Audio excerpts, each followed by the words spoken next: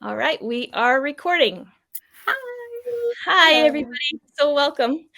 I have Jessie Hall and Penelope Ward here, and we are going to be talking about autism wrapped in romance novels.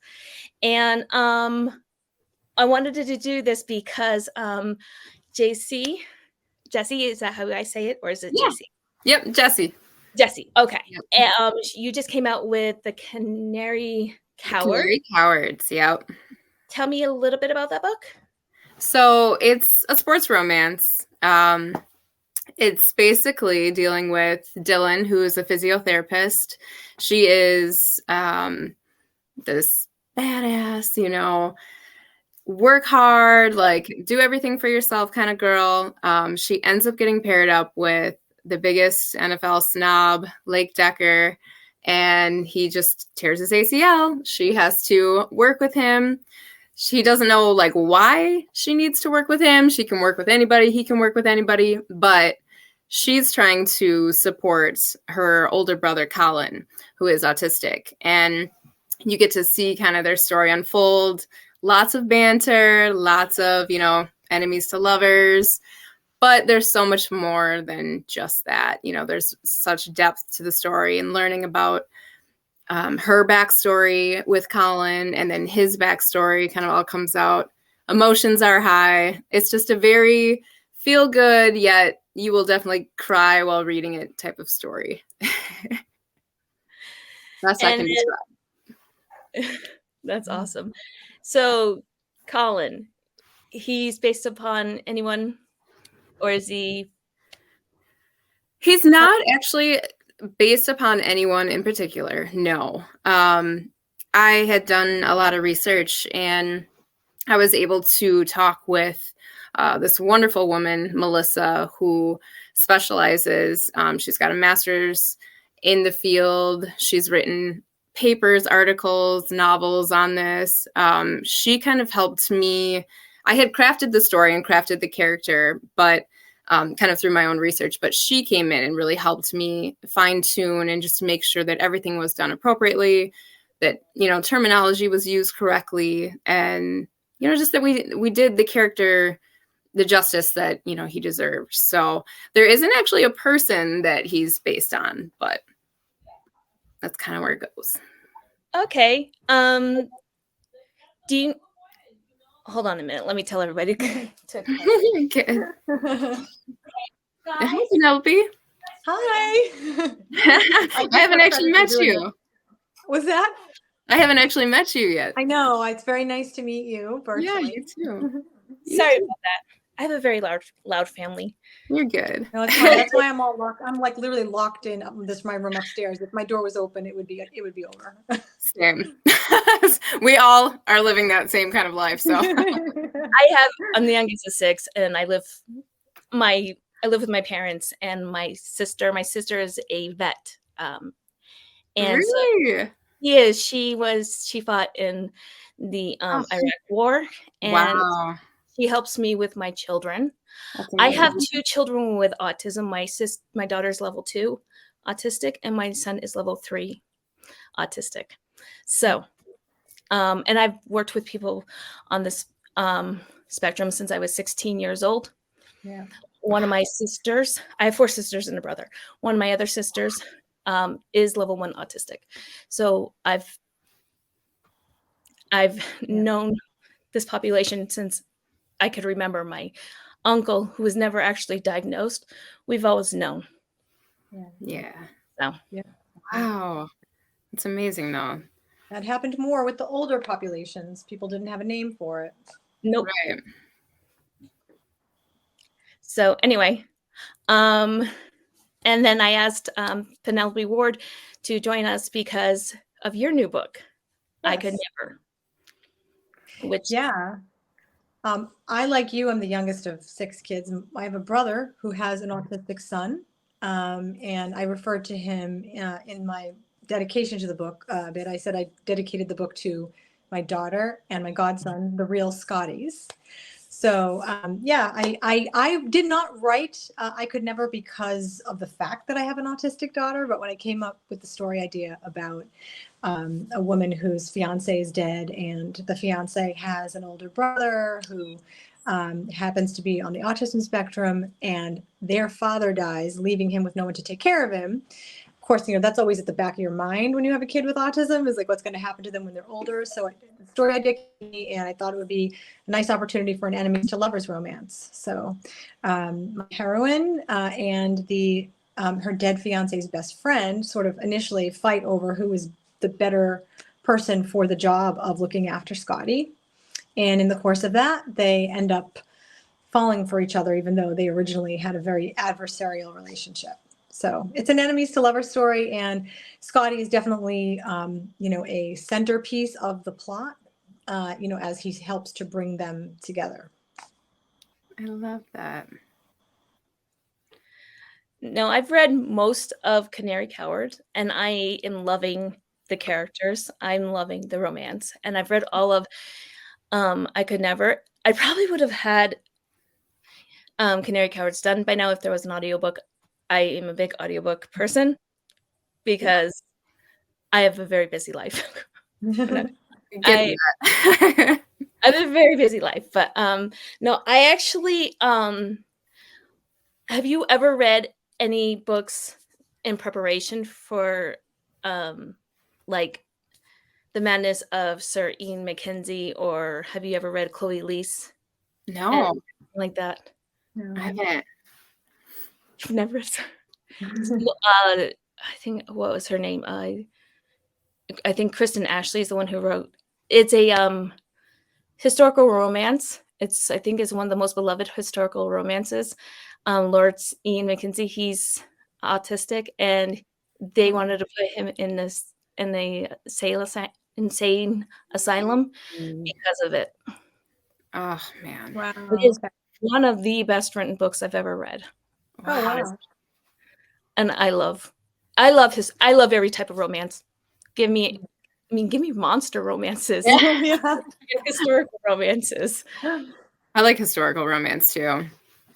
What's your favorite one? I mean, I love. I hate picking favorites. Like I hate picking favorites. Or give me one of your favorite authors. Well, I mean, see, I can't do that either. That's so hard. Like, I like different authors for different moods. Some authors are more emotional, and then I tune into that. Some are more, comedic and lighthearted, and sometimes I need that. And then there's the dark, I like the dark too. So I can't pick one over the other. I'm a mood reader. I always say that Sebastian St. Vincent is the original mafia bad boy. Because if we're talking about the dark romances, he was the first one, because he did some bad stuff in I think it happened one autumn, and then in The Devil in Winter. I love you're like, I gotta go back and read that. I love him. I know he's completely off topic, but I love him. He's one of my favorites. And I love how Lisa Kleypas wrote Love in the Afternoon. And how she wrote, I keep wanting to call him Christopher. I think it's his name. Some of the earliest romances I read were her books, like a long time ago. Yeah. But Chloe Leese, she wrote the Bergman brothers. Those ones, she writes her own voice because I think she's level 1 autistic. Wow. And so she writes a lot of those.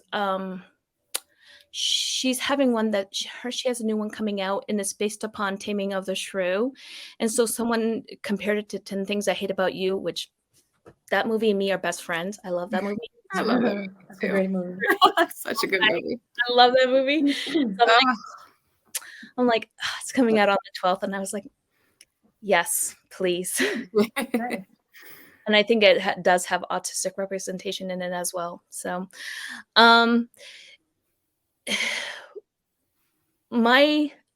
other question. So, I know that Jessie, you write some really dark stuff like Huck. Mm-hmm. Yeah.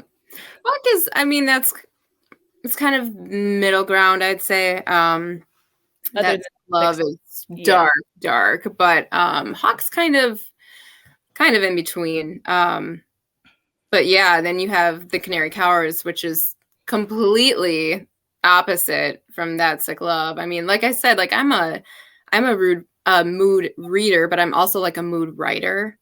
So I get in those, moods where I need something lighter and happy and fluffy or more emotional or something like that. But yeah, you read all of my work and you're like, who is this person? Like you're all over the place, like dark, light, happy, all kinds of stuff. But it's whatever I'm feeling, whatever, who's talking to me at the moment, whose story I'm gonna write. Yeah. So it's a little different. Step You don't always get to choose. Yeah. Step for the Dearest. I mean, Yeah. that was pretty emotional, and then you have some of the, I think one of the things, and because I read a lot of Penelope Ward, and especially as well as Mike Keelan's books, is it always sounds light and fluffy, and you always have the man covers. And I'm still annoyed with people putting non-man covers. I love the man covers. I am the stan for the man covers. Okay. I like yours too. It's more fun for me to do the man covers. Yeah. But the trend seems to be going in the opposite direction lately. I'm still doing man covers, but some days I feel like I'm the last one on earth. Like, I know it's not the case, but like you look around and it's like they're all illustrated now. They are. I think the Canary Cowards cover though is very well done. It's subtle and it's brilliant. Thank you. And same with That Sick Love, because it has the dark and the light with it, with the red. Mm-hmm. I love to put little eggs in my covers too. So like the Canary Cowards, you have Colin's shirt kind of sticking out. Like I don't know if a lot of people notice that, but there's always like little eggs in the covers, like things hidden from the story. I noticed that it's not just flowers. Yep. Yeah, it's nice when the illustrated cover matches the story somewhat, even if it's subtle. Yeah. Just don't give me flowers. Unless the book's about flowers. Right. Then you want flowers. Right. Flowers are just like trendy. Romantic, what are you going to do? Flowers are trendy. I don't know. No. Actually, I don't want flowers. I want a man on my cover. Unless he's in the Garden of Eden holding something in a very strategic place, don't give me flowers, okay? Let me tell you though, it is not easy finding these men. It is not. I bet not. No. It is a whole other story. Like it's harder than writing the book. Well, and then try to make them, look somewhat similar to what you're imagining as you're writing, I'm sure.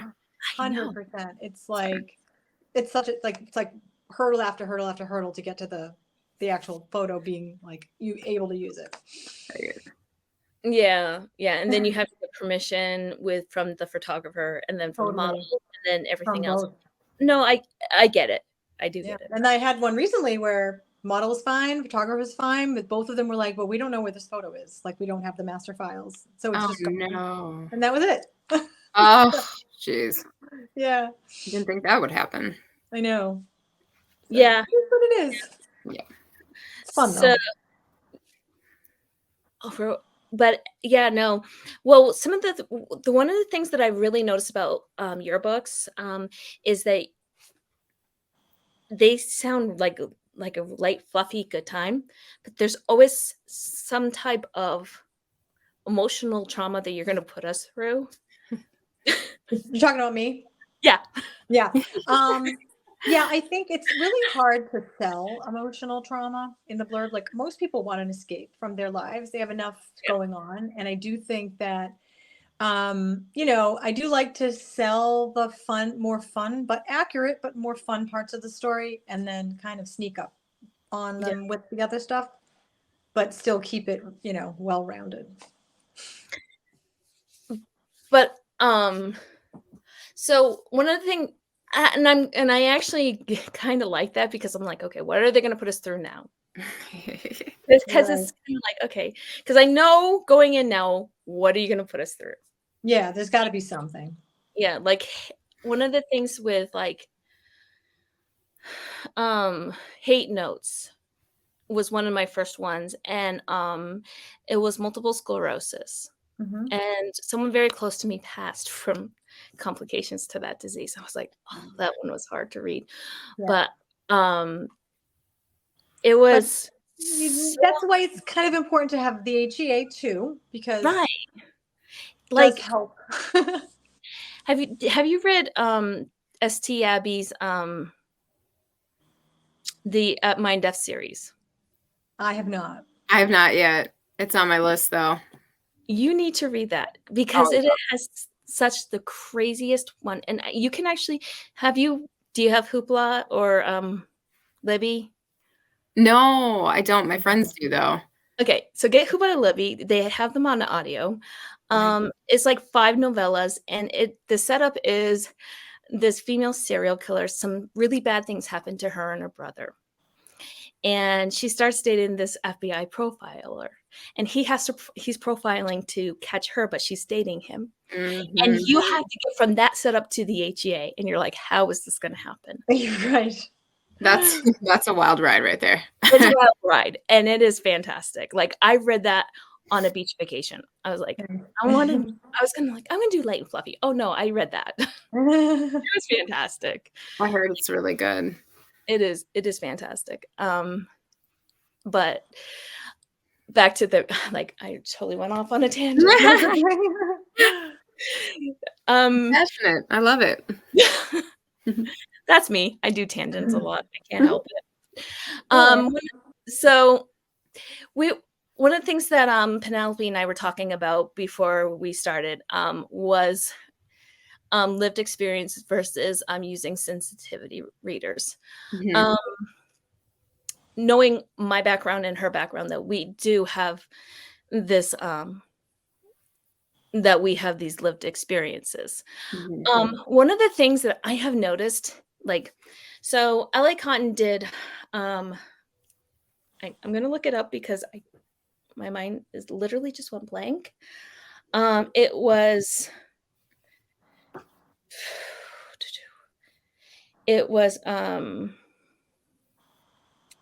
because I've read about 300 books this year. Wow. Wow. That's phenomenal. That's a lot. Yeah, I've read a lot. It was actually, and I gave it 5 stars because the autism rep in it was just so well done. Let's see, what was it called? It wasn't Beneath the Ice. It was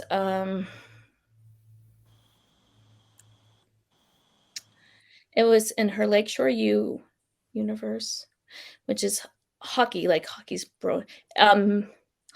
like blown up this year. Yeah. It was On Thin Ice, and Okay. Oh, okay. So On Thin Ice, it was about this this hockey player, and he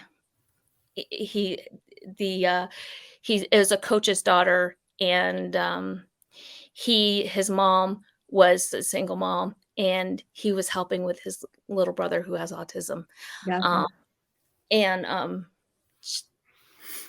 And she was working at a center with the little brother, and he did not know how to talk to her. He had a crush on the heroine, and so funny. It was so funny because he was talking. It was around 12, 13 years old, the little boy. And I was like, that is so level 2, like my daughter, because she does not know how to talk to the opposite sex. And he kept saying, it was like, because I'm also a special education teacher. Oh. And one of the things they were talking about was the sex. Mhm. and how she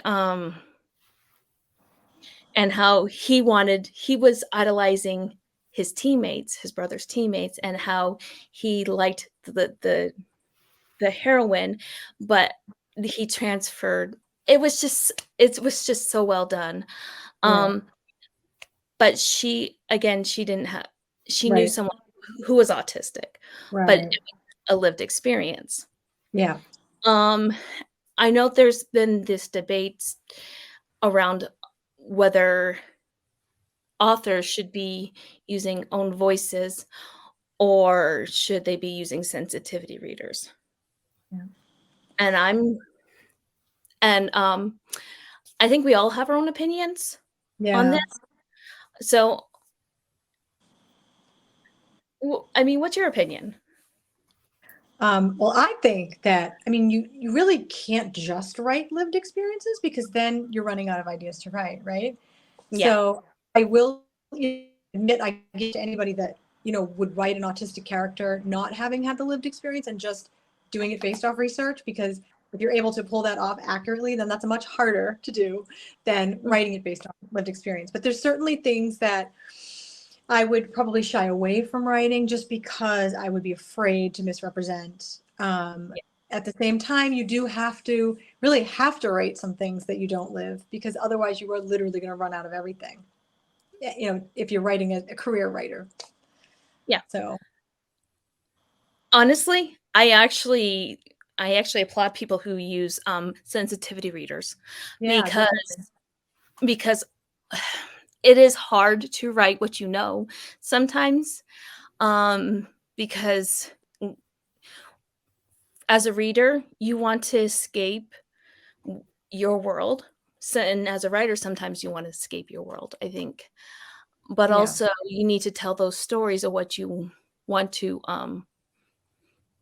Sometimes you do need to tell those stories, but also sometimes you're not the best person to tell those stories because you're too close to it. Hi, Rosie. Sorry, my yeah, cat. that's another perspective for sure. That could also be another challenge for sure. So, and that's why, for me, I'm sorry, my kitty. Aw. Aw. So, Cutie. okay. Aw, so pretty. Um, so yeah, I honestly think that as long as it's done well, and I think it's done with care, and it's done with sensitivity readers, and having someone, a beta reader who has lived the experience, Right. I don't see a Right. problem with it. Yeah, in many ways, it's almost the same thing. As long as you have someone who understands the lived experience, whether it's the author or a sensitivity reader, that's the Yeah, important thing. yeah, absolutely. And when my friend Liesel, because my friend Liesel, she's like, Monica, Jessie, and she's like, Jessie Hall wrote this book. And I was like, what is it? She's like, Canary Cowards. You got to read this. I was like, she's like, I really want your take on this. I was like, okay. Mhm.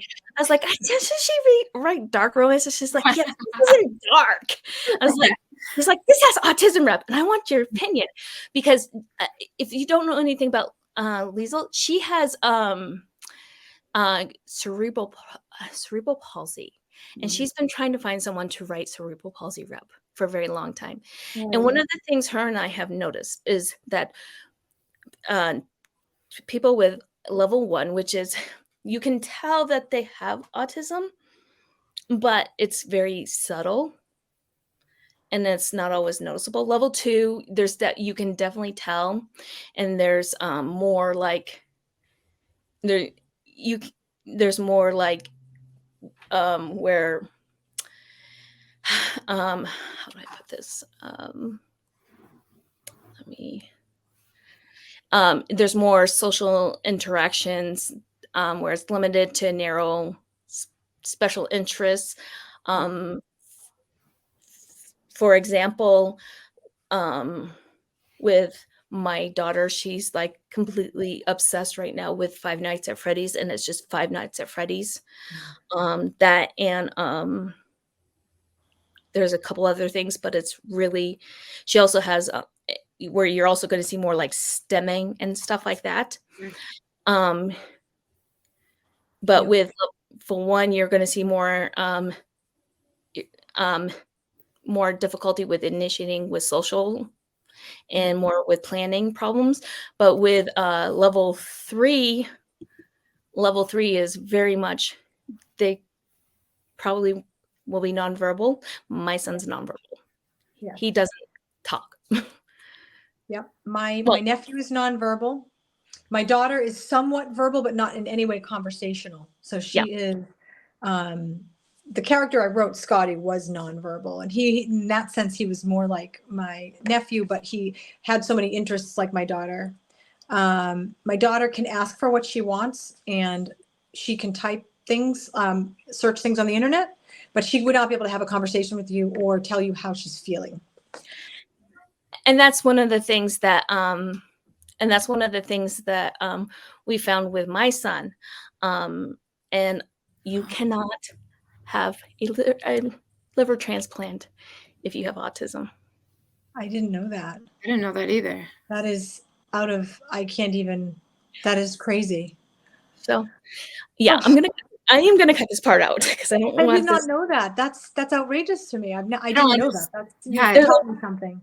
Yeah, so with autism, there's this whole thing with discriminatory where you can't have there's medical discriminatory where you can't have like transplants. There was, I think, in Manchester, England, a 17-year-old boy successfully sued to get a liver transplant. But you can actually, if I got a job in Australia or even Canada, I would not be able to move because you can't migrate. They wouldn't allow you to migrate for autism. Well, you've just given me a ton of stuff to research, because I think that's horrible. I didn't know that. That's awful. It's a whole thing. It is a whole thing. I just found all this stuff out recently for everything that has been going on. That is so outrageous. Sorry. That's honestly, I'm so sorry that happened. That's obviously one of my biggest nightmares, of just her not being able to tell us what's wrong. So now we're actually working on him verbally saying, "I hurt." Yeah. We're just saying, pointing to the belly and saying, "I hurt." Yeah. And that's what we're working on. So back to the conversation. But yeah, and one of the things is, and I've noticed this, is that when we see that representation in novels or even in the side characters, are usually level 2 or level 3. The main plot characters are usually level 1. Right. I would love to see a level 2 character who's kind of quirky and has to wear the headphones because they can't handle the noise. That would be fantastic. That would be. Yeah. So, yeah. But I would love to see that. I don't think I could personally write that. I think I'm too close to it. Yeah. Yeah. I mean, I was able to write someone who is very close to my own child, just because for me, it was easier because I felt like I knew it, but it wasn't something I wanted to do, to be honest, because I always avoid writing what my things that mirror my life, because I am a reader. I'm also trying to escape. Yeah. And so, but this one, it begged to be written. So I did write it. It was the time, but it's not something I'll be doing habitually. Well, Monster Island. I was trying to Island.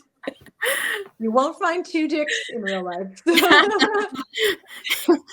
You might not. Well, you might. I don't know. Aliens invade. We'll see what happens. I'd rather have the 7-foot blue ones. So sure, that'd be great. I need to dive into some monster romance. I haven't been there, so that would be a new experience for me. Well, I think everybody really likes Catherine Moon's stuff, or I haven't really done a lot of monster. I will not do Tiffany Roberts. There's one called Ensnared, which is spider. I draw the line at arachnids. Thank you. Oh no, I can't do that. I'm scared of spiders. Yeah, I'm a bit of arachnophobic, so I'm just like, no. I found one in my bedroom the other day and I lost it. Like I went to get a piece of paper and like I came back and I couldn't find it and I still haven't found it and I've been like thinking about it. It's like it's gonna crawl on me at night. It makes me itchy. So yeah, no, if I was going to recommend any books that has great representation, Canary Coward so far, I'm going to be giving that 5-star. For Thank you. I Could Never, that one was really, really well done. Thank you. One of the things that was asked, because a friend of mine did ask about that, specifically around the iPad stuff. Yeah. And the pictures. Yeah. The random pictures of. Oh yeah. Well, I mean, so in the book, my character snaps pictures of. He's in the bathroom with the hero, and he snaps pictures unknowingly to the hero of his nakedness. And the heroine finds it and is like, "What is this? What the fuck is going on?" Scotty's taken pictures of you and put the Andy Warhol filter over them. Oh my God. So honestly, like it's based on the lack of awareness that my daughter has. Like my daughter would snap a picture of anything. And she does. She snaps pictures of people in the house. There's not naked people or anything, but she's snapping pictures of other devices of hers, what's on TV, close-ups of people's lips, and putting weird filters all over them. So it's just sort of like what happened was a result of Scotty's lack of knowing what was right and what was wrong, what was appropriate, because there is none. There's no filter. There's no awareness of, my daughter, if you let her, would take her clothes off and run around the room and not know that was inappropriate. There's just a lack of awareness. So that sort of reflected that. Like Scotty did not know that it was appropriate to take your iPad and snap a picture of somebody who happened to be in the bathroom getting dressed. He did not know it wasn't appropriate to do certain other things, like walk into a convenience store when he got lost and just take Oreos off the shelf and walk out. So, I could see my daughter doing all those things, and she has done some of them, and that's why I put that in there. Oh, yep. But there are things that I would imagine that I put in that might have made people who weren't familiar with autism uncomfortable. And I could totally see that. That did. I had to explain that does happen. Like, my son used to be naked a lot. Right. And that's the thing. I mean, and that's the one thing, like the nakedness, like, him taking off his clothes or wanting to shower with other people. And like, it all comes down to their lack of awareness. And I think that I definitely anticipated that people who were not familiar with, living with someone who has autism and some of the awkward things that might happen in the course of the day might feel that way. But in the end, I wrote what I could see happening in the reality of the situation versus what might make people comfortable. Listen, my son used to open up the window and go out on the roof naked and try to tear up the what's it might call it? Shingles off the roof. I mean, I personally get it. But because if you can't explain to someone why something is inappropriate, then they simply don't know. They don't get it. And it's because it's not.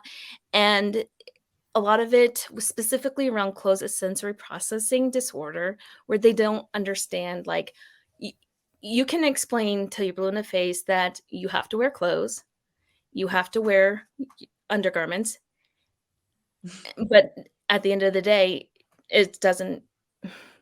Right. Sometimes it's just not going to.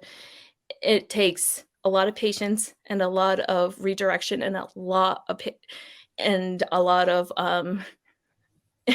putting everything back on for it to work. And alertness, like, making sure they're not taking something off in public or.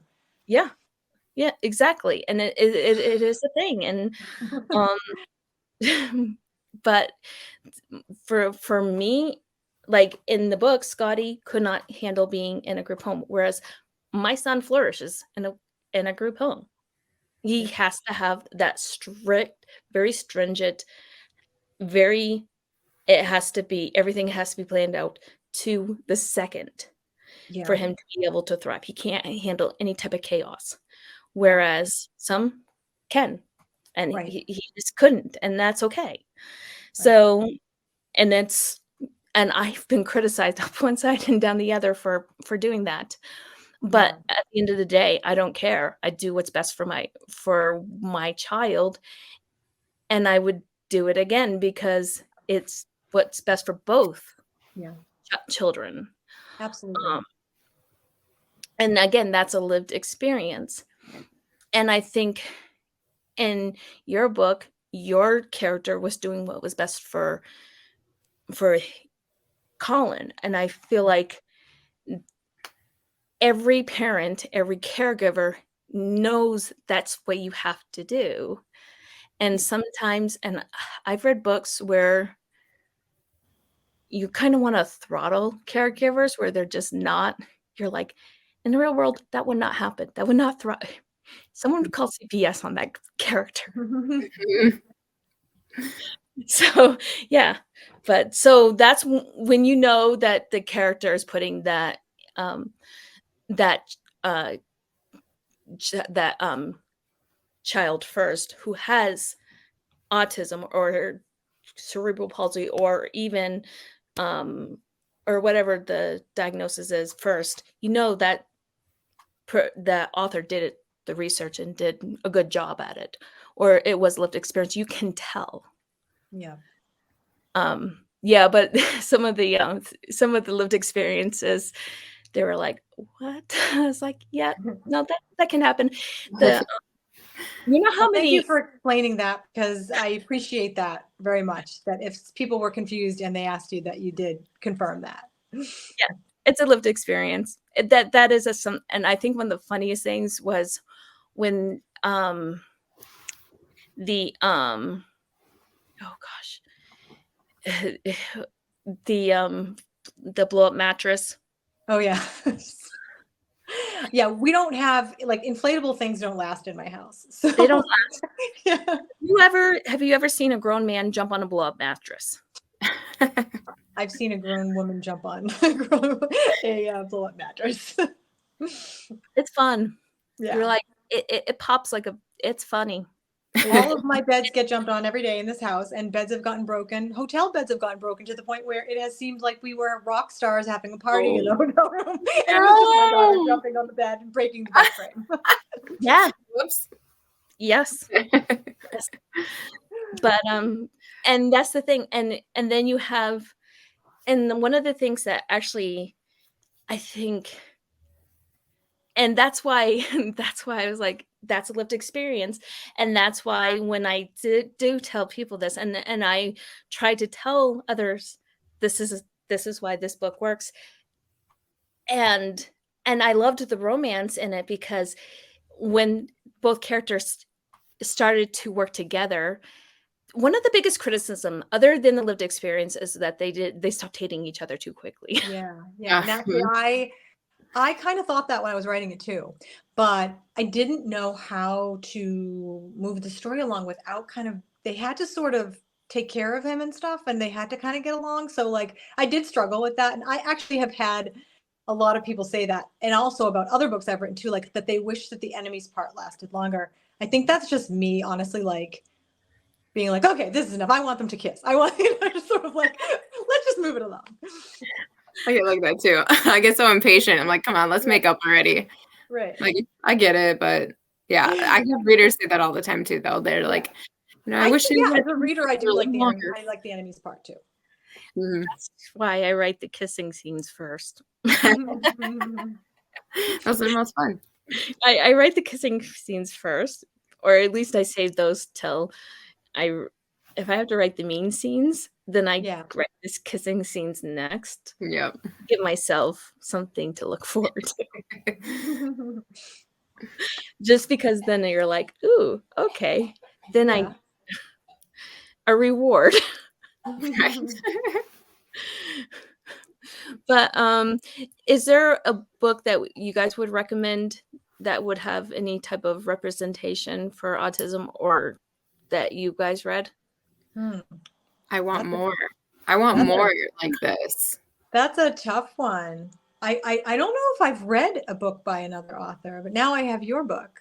Jessie. I've got yours. It's perfect. I don't have a specific recommendation. I've written other autistic characters, but not to the point as much as they were central character as Scotty. I have a couple of other books, a few other books actually, with some autism rep sprinkled in. My very first book was the heroine's sister had autism, and the heroine worked as an ABA therapist. So that was my very first book back in 2013, Gemini. Oh yeah, that's one I haven't read yet. That's my very first. I know I rarely recommend it because I don't think a lot of authors who've written like 40 plus books recommend their first book, because we always think we've gotten better, so we tend not to push that one. I always give first books the benefit of the doubt because it's the first book. Yeah, I appreciate that. We gotta start there, right? We gotta build, we gotta grow from something. So Exactly. Like without that, there's nothing. So What about the Kiss Quotient by Helen Wong? I've not read that one. I've heard of it, of course. That's a teach me one. Hmm. I like teach me's. Those ones. Yeah. See, there isn't a lot out there. Yeah, no, I mean, not that I can think of off the top of my head, you know. Other than like the menace of. Let me make sure I'm saying it right. It's like the menace. The menace of Sir Ian.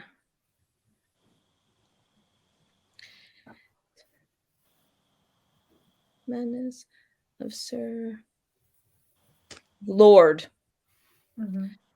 Ian. The Madness of Lord Ian Mackenzie by Jennifer Ashley. That's one. That one's really good. Then the Kiss Quotient's another one. There is one, I think by Nora Roberts, called The Witness. Oh. It's not stated outright that she's autistic, but has characteristics. So I'm not sure about that one. I bet you there are Goodreads lists. Should there be? There is, but there isn't a lot on there. Okay. You're going to get more like Chloe Leese, Helen Wong, and The Madness of Lord Ian Mackenzie. Okay. There is more. We need more. Yeah. We definitely need more. And I know Liesel's been trying to get people to write cerebral palsy representation because there isn't a lot. I know Gianna Darlin wrote a character in her. Have you ever read the Fallen Men series? Her motorcycle series? I haven't. Okay. So that one is very much insta love, and it's very taboo and very age gap. So if you like age gap taboo and I know they're all in audio. So you have Jason Clark, you have Sebastian York, you have all the really, really great narrators. Awesome. We're talking about narrators. Like I have my personal favorites. Sebastian York is one of my personal favorites. So they're all, you have to really, some of them are really taboo, okay? But, I personally, there are a lot. Some of them are psychopath killers. This is a motorcycle club. Yep. So the hero is a psychopath, you mean? The hero? That one is that one's priest, and I think it's, I want to say it's Fallen Men. I'm gonna have to look it up. I love this series. Oh gosh, what is it?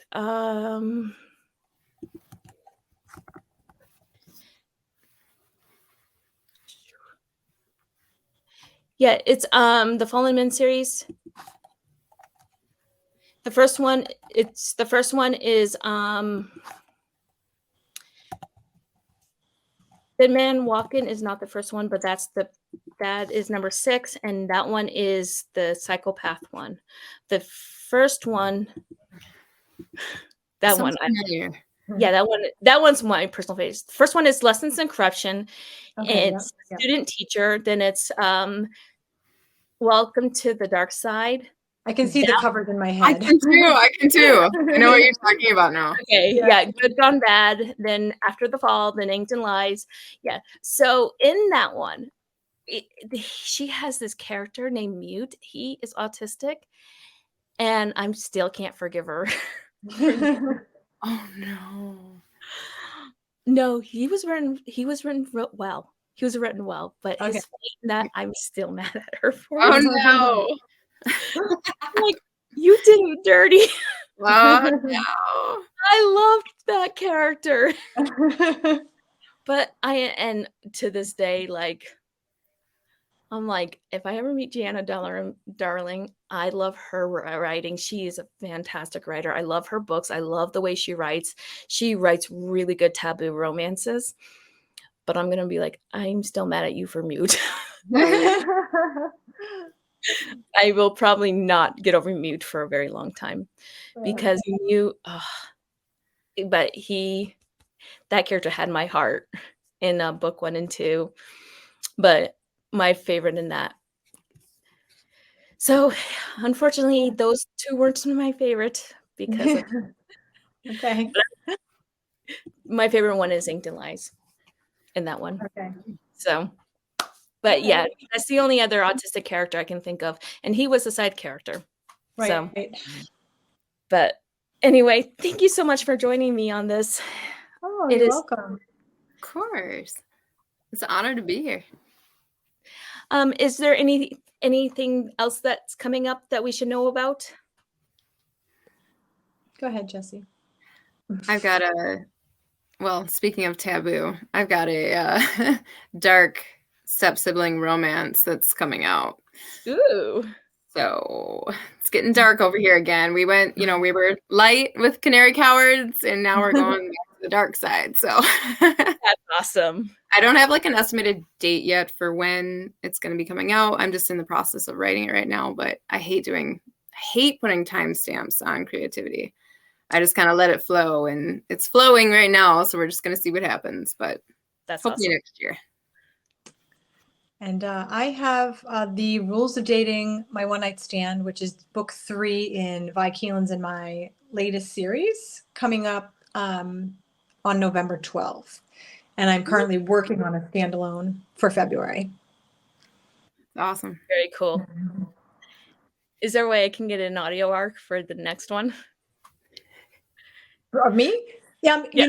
I discovered that I would be happy to give you a code if you just message me, because I always have codes. If you ever want a code for any of my books, like, just message me on Insta. Okay. The arc thing is tough though, because I don't know how to do that. So I never do arcs, but I get, as soon as the audiobook comes out, I get codes. So I'll hook you up with a code. There. Absolutely. Yeah. I'm so excited. Yep. I'm always getting them as soon as they come out. I'm always getting them. Yeah. I will hook you up with a code or codes. Well, thank you. Thank you for joining me. And I'm sorry if this is a little chaotic, but it's fun. Just chatting books. That's the best part. Oh, I love books. Like, this is not even some of them.